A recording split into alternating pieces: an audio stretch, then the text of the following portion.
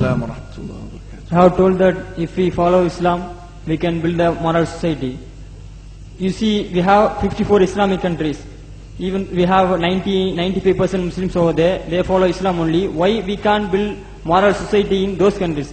Like Pakistan, Afghanistan, they have a civil war between the fight between the Shias and Sunni Muslims. Why we can't build moral society over there, even though they have follow Islam? We have 95 Muslims over there. That is, you have told that if we follow Islam. No, you mean to say that Afghanistan, Pakistan, these countries are following Islam, but there's still civil wars and fighting amongst Muslims like Shia and Sunni?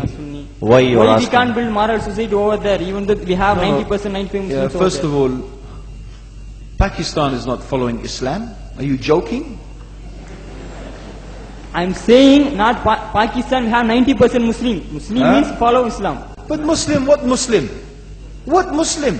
I remember 15 years ago, it's not today and I heard it's worse, 15 years ago I remember going to a wedding in Pakistan. A wedding where men and women were mixing freely.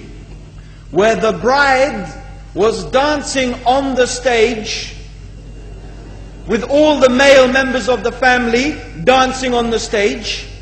I am sure somewhere around, we probably hidden in a corner then, but I hear now it's open, drinking alcohol. What Muslim are we talking about? This was 15 years ago. Now I hear it's even worse. Oh yes, their Islam. When the bride and the groom are walking to the car, they're holding the Quran over their head for blessing.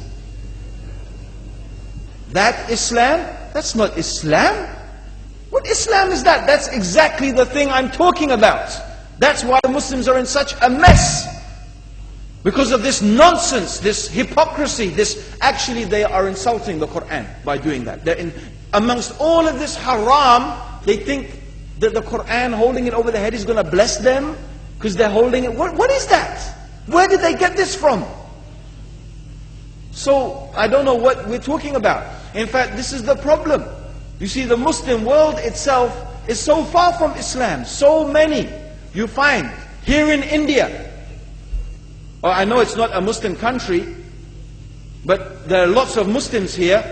But I don't know what sort of Muslim. Most of them go to the dargah and they call upon some dead person in the grave, and they think that by talking to a dead person they're going to have their needs fulfilled. What's the difference between that and worshipping an idol? There's no difference, believe me. It's shirk. I've seen it myself with my own eyes. I'm praying in the masjid. The adhan goes. The people are praying in the masjid. And the people in the dargah are not coming to the mosque to pray. They're still going around the dargah and making all their whatever the things they do. What's that? That's not Islam. You go to many countries. You find Pakistan, you want to see Islam in Pakistan. You know, in England, in every street corner we have a pub. You know what's a pub? You know what's a pub? Like a bar, you know, a place where you sit and drink alcohol. Yeah? Yes? In Pakistan, believe me, they have something worse than that. Yes, worse. On every street they have a picture of a palm. Everywhere you see it, hanging from the windows. They have the picture of a palm. What's that advertising? Something worse than drinking alcohol. An invitation to disbelieve in Allah, that they're going to read your hand and tell you a fortune. Shirk. It's shirk. Whoever believes, the Prophet said, sallallahu alayhi wasallam, whoever visits a fortune teller out of curiosity, Allah will not accept their prayers for 40 days. Whoever believes in the fortune teller has disbelieved in Allah and His Messenger. That includes, by the way, horoscopes. Yet and you see in Pakistan, a picture everywhere of a hand. Worse than a pub. Worse than a pub. It is better to drink alcohol than make shirk with Allah. Yes.